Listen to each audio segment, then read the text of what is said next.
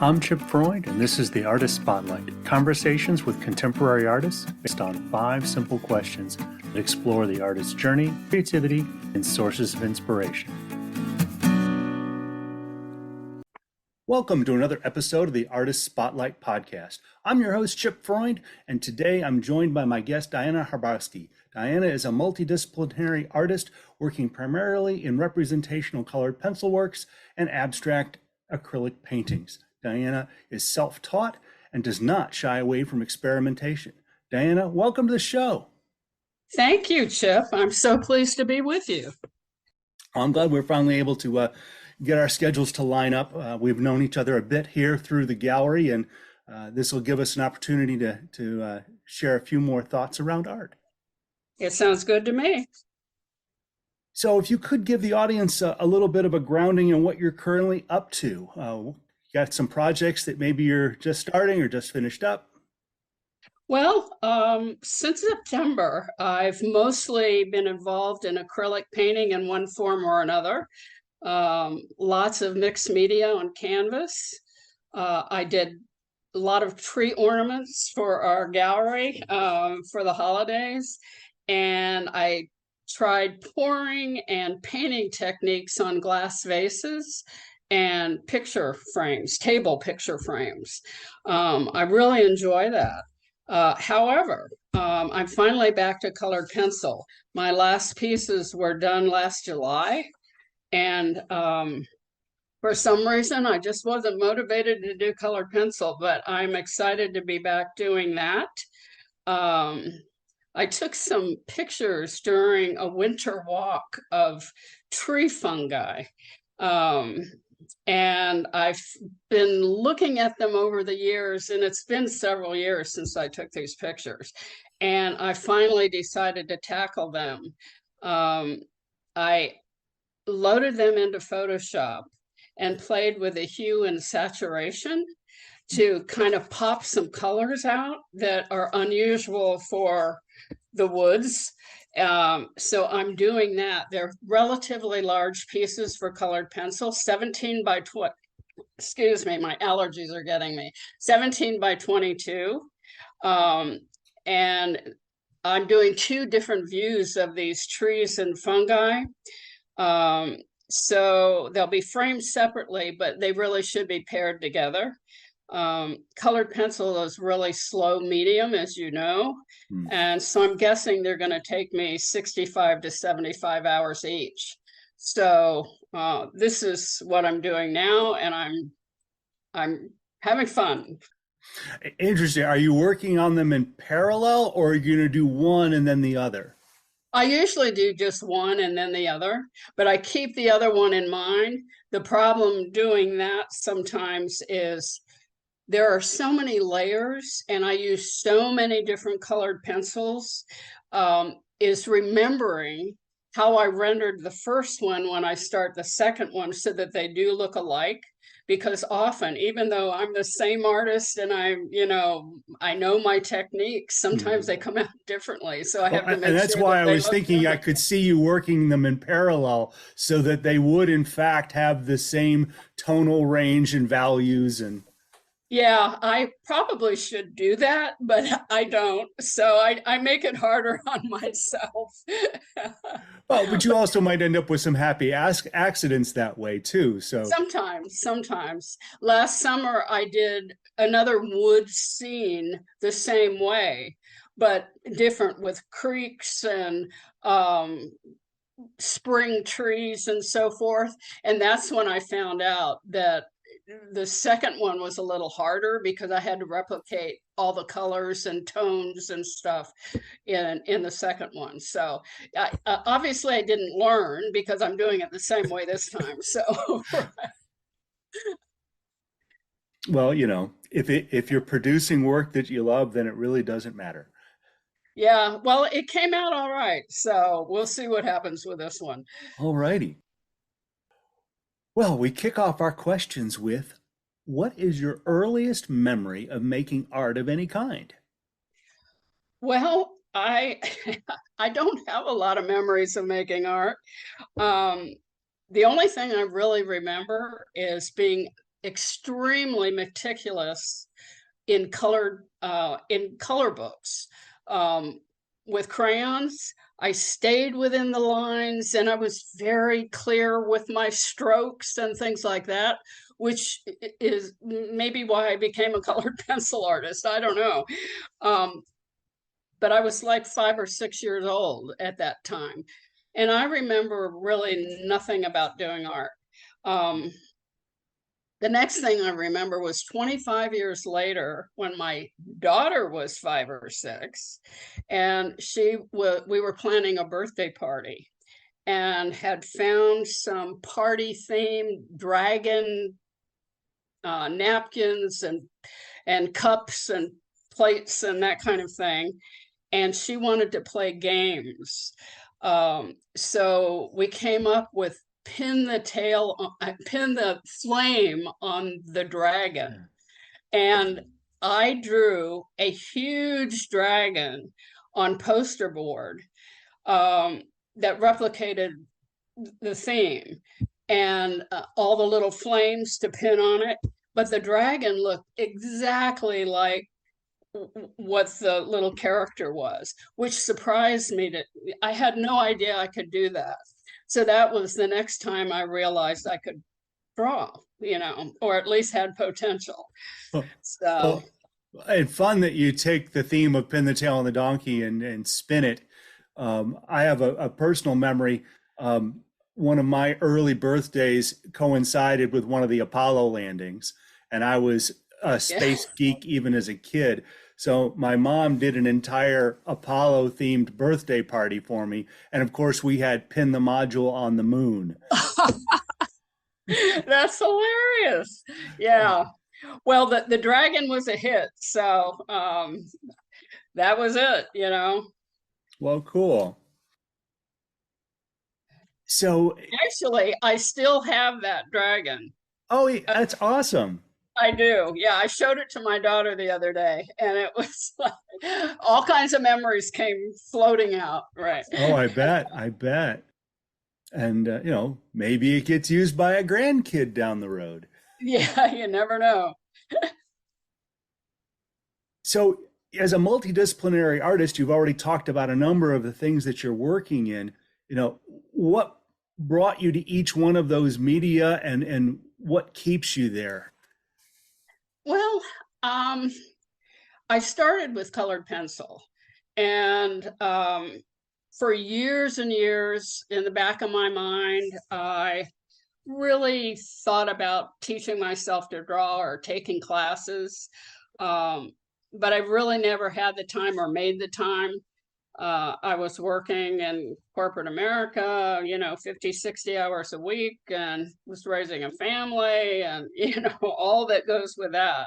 Mm-hmm. Um, but in 1990, actually, I got a chance to take a 6-week drawing class, 1 hour a week, 6 weeks, and I absolutely loved it. It was just graphite, no colored pencil, and I spent all my free time, which wasn't much actually, just a few hours on the weekend. I spent all that time drawing. And a couple months after the class was over, my life exploded. And eventually ending with a traumatic divorce. And besides my personal life, my work life also turned upside down. My husband and I owned a company together, and he just walked away, and I was left with the aftermath. So, Hmm. yeah, it was a terrible time, but unfortunately, my creative side took a hit, and after multiple attempts to resurrect the drawing, I just didn't do it. And then 2009, many years later, I went to an art show and saw some really, really cool art. And I didn't even know what the medium was. Just looking at it, it was impossible to tell. And it turned out to be colored pencil. Hmm. And so I was so impressed. And that's what sparked that creative, instinct again. I ordered a couple of books off Amazon and started teaching myself to draw again and also to use colored pencil. And that was it. I was off and running and I haven't stopped. I just love it. And then, Excellent. yeah, yeah. I mean, it's just so cool. And I made the time, still working 50, 60 hours a week. And I'm not really a morning person, but I was so excited by colored pencil that I would wake up an hour earlier every morning so I'd have a chance to draw for an hour before I went to work. And if you know my schedule, that was just not in the cards for anything. So colored pencil was it. Um, and then 2015, I think it was, I decided that the representational side, the detail and colored pencil, I just loved, but I needed that opposite. I wanted something abstract, something completely loose. And so I picked up acrylic painting in abstract style. And again, I had to buy some books and teach myself because I knew nothing about canvas, paint, brushes, none of that. And so I had to teach myself that. And so now I've got that balance. And then, there are so many branches off all of that to go to. So, I mean, it's an ongoing process. There's so much to do. I'm getting old. I started doing all this when I was 62. My God. So I've got to hurry and get some more in. So that's the process. All right. Um, do you find that you're drawn to one medium over the other at any particular time or particular approach? You said you'd set aside colored pencil for a while and have just come back to that. Is that a kind of a common cycle or? No, it's actually very unusual. I usually have both going at the same time. So while the paint's drying, I go up to my studio, my color pencil studio, and work on that. Um, and for some reason, last summer, when I stopped doing colored pencil, just a lot of things were happening. I was involved in a lot of other extracurricular activities besides art, and it just took my time. And the quickest things to do were the painting, to sit down. And also there was just, I didn't have an inspiration for the colored pencil Mm. subject matter. I was trying to figure out what I wanted to do. And I just didn't come up with enough ideas that inspired me. So I think that was it. And that's the longest since 2009 that I have gone without doing colored pencil. And it was painful almost Mm. not being able to do that or come up with ideas. So it's very unusual. I usually have something on both mediums going at the same time.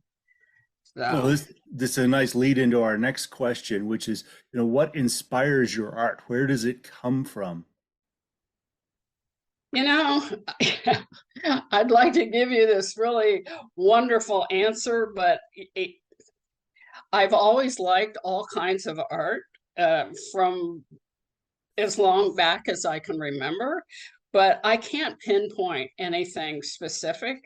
It's just, I just like doing it. And I am much more of an artistic person in other areas. I'm a longtime social dancer. I do all kinds of social dancing, swing dancing, Texas two-step, salsa, ballroom, Cajun and Zydeco dancing, all this. It's that's my drug.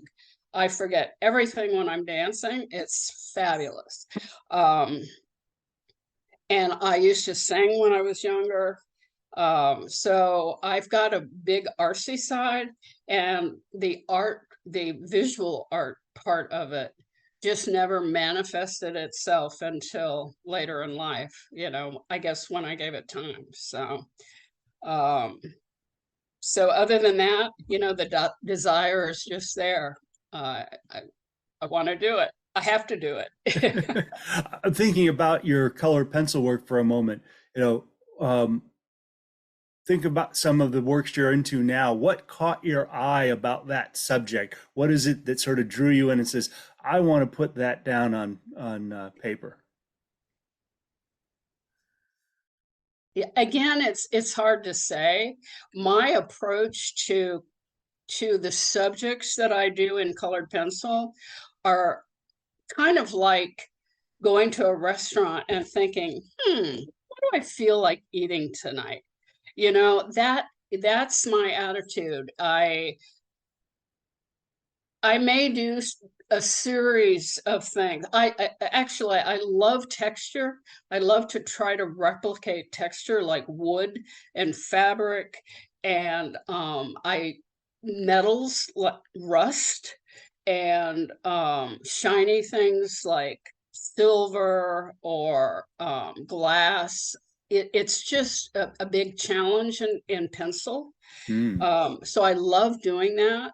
And even in real life, I like those textures. When I'm walking in the woods, I am fascinated by bark and, just various textures and movement of, I see behind you the ferns and things like that. It's just amazing. So to pick out something, it's just what do I feel like at the moment? Okay. Um, yeah, it's just kind of off the wall kind of thing. Any difference when you're looking at the abstract acrylic? I often have an idea of what I'm doing. I'm on YouTube a lot, looking at different artists and shapes and colors and things like that, and different techniques, which are very abundant in painting. And so trying something is a lot of fun. And but once you get paint on canvas and see what it's actually doing, often my idea changes and a new technique comes into mind that I've recently, seen on YouTube or something, and I go in a different direction. So very, I'd say 75% of the time, the end product of a painting is different from what the original idea was. Hmm. When I look at abstract art, um, I often have you know, it makes me think of feelings, emotions. They're full of emotion. There may be something, sort of very abstractly representational in there, but for me, it's always about emotion. Does that factor into your work when you're creating it, or is it coming from another place? It's absolutely emotion. Um, I, like you said, I do some representational, abstract representational stuff, and I've come to that um, in my abstract painting. But for me, it's color and shapes and movement and what it makes me feel um, in the process. And what is so cool about abstract is that when you talk to a viewer, and which I love to do in the gallery when people come through and you talk about your work and they see something completely different and feel something completely different than you intended or that you've seen in it, and it's opens your eyes to something new in your own painting. Yeah. It's really cool. Uh, I don't know where I first heard it, but the idea that a piece of artwork is not complete and until it's viewed is something that really resonates with me because of that same thing, right? You know, Yep. um, the artist has a vision and puts something in down on canvas or paper or what have you, and then the viewer brings their life experience to that same work. Yep. I've experienced that so many times. And the other interesting thing about painting before I became an artist, I told you that I love art anyway, and I'd go to lots of galleries and so forth, and I'd talk to artists. And I remember specifically artists talking about how the paint talks to them and tells them what to do. And of course, in my ignorance, I'm thinking, oh, yeah, sure it does. This is a little out there for me. Well, once I started doing it myself, I realized they were absolutely right. Because when you start throwing down that paint, and it's moving along and you see something, it really tells you where you're going to go next. So I apologize wholeheartedly for thinking those things about those artists because they were right. Yeah, it's funny.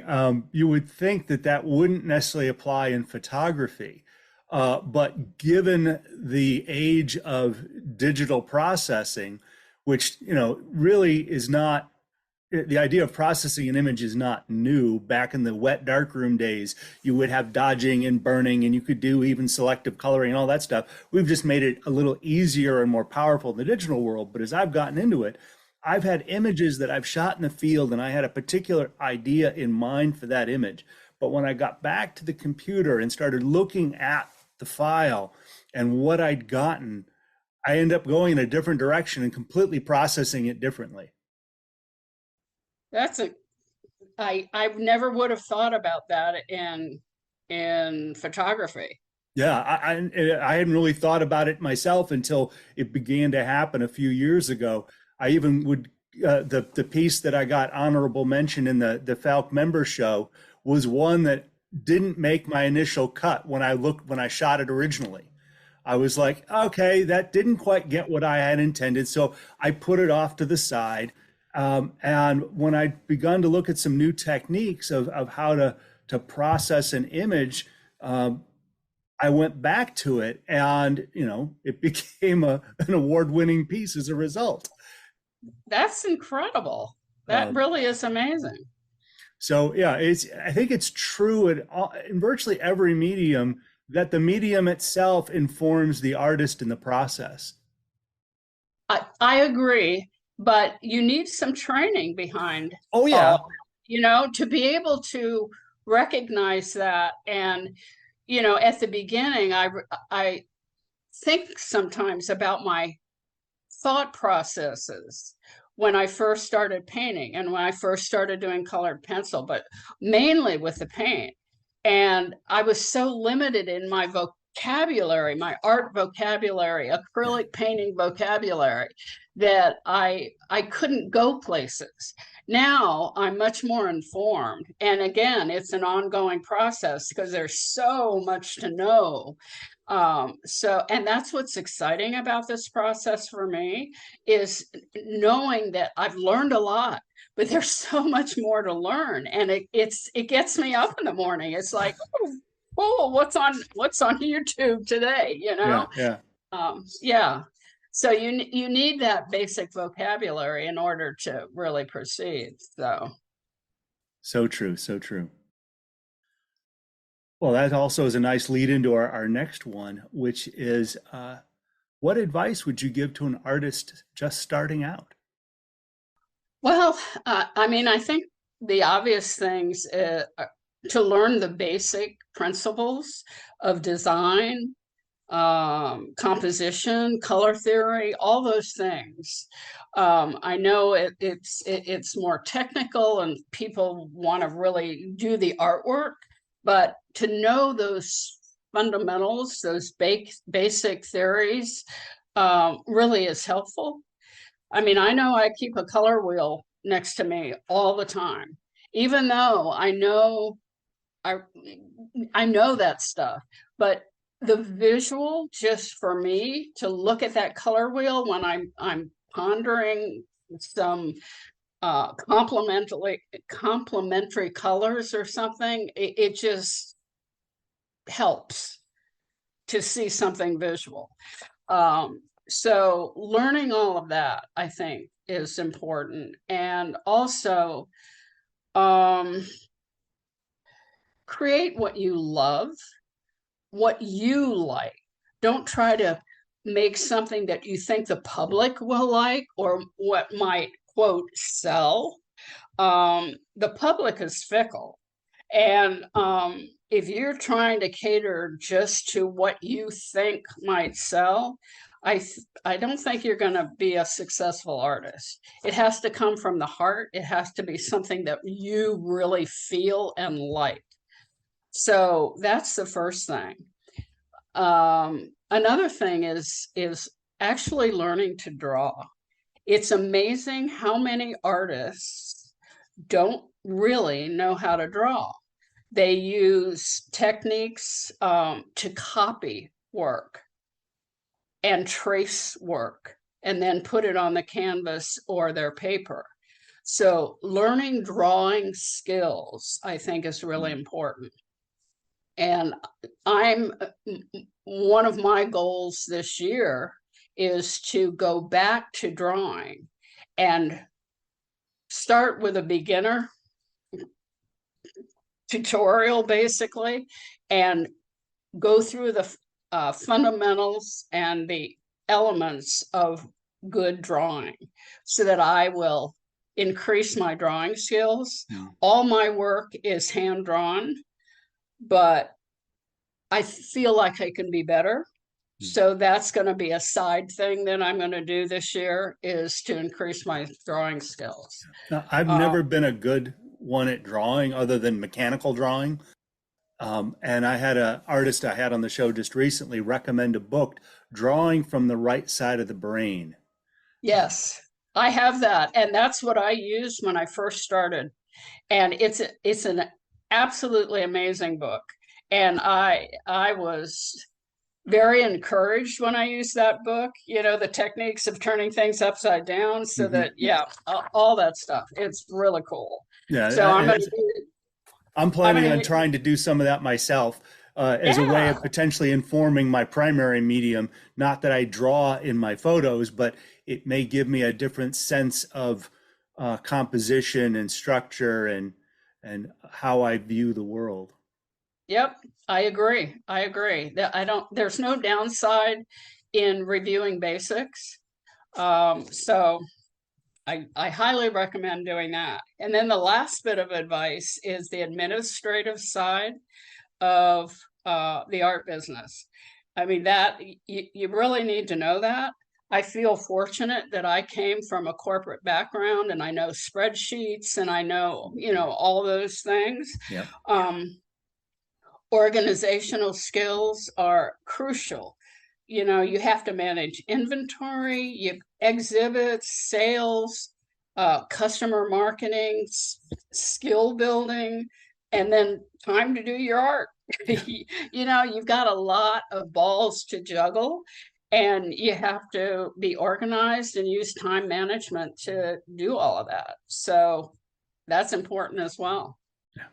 Well, and that's something I continue to try to work on. I have a corporate background and technology background, so some of those skills come easily, but coming up with the balance of how I spend my time Yeah. continues to be something I have to work on. Yep, we all do. And you know, I am not organizational challenged, you know, I have those genes in me. But still sometimes trying to juggle everything and make time, it can be a challenge. Yeah. Uh, So our last question is, what artist or artists would you recommend we go check out? This could be somebody that you've looked to time and time again over the years, or somebody you just discovered that you're like, wow, that's pretty impressive work. well, as I mentioned, I'm on YouTube a lot, and there are a zillion artists out there that I have looked at. I've gotten techniques from. Um, And so, I mean, there's just way too many to name. However, that said, there are a couple that I came upon recently, or last fall actually, and I did two sets of paintings.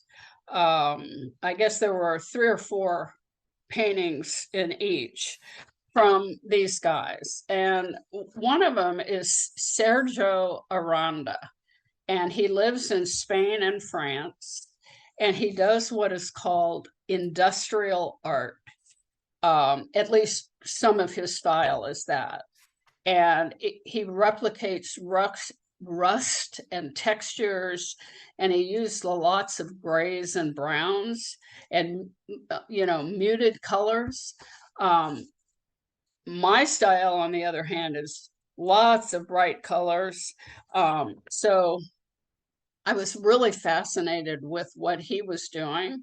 So I tried some of his techniques, and I was really, really pleased with the canvases that I ended up making. And I do a lot of mixed media using paper and sand, and items like buttons and so forth in some of my work. And so some of these all had paper and sand in them. And I was really pleased. So I've sold some of them, which is,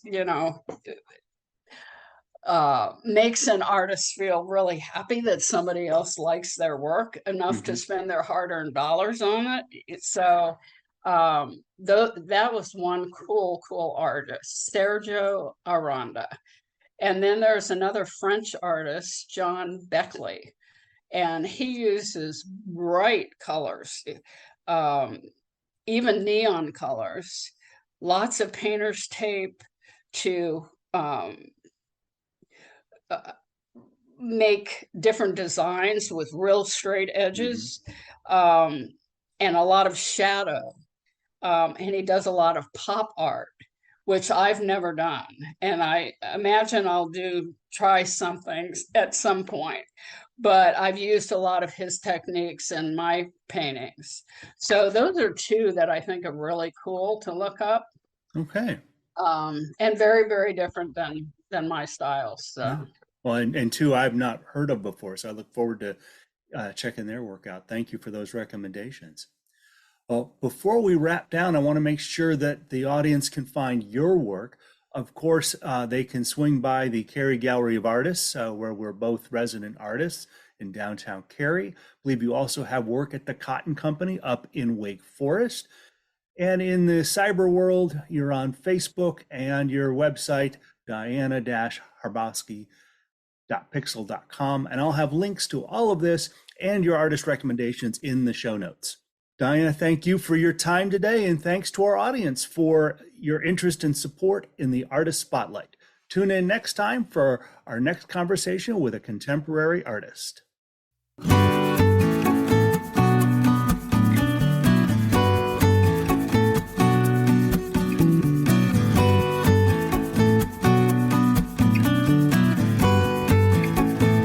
Thank you for joining us. This has been the Artist Spotlight with Chip Freund. Find accompanying blog posts at chipfreundphoto.com/blog, and you may subscribe to our show on Amazon Music, Apple Podcasts, Spotify, or wherever you like listening.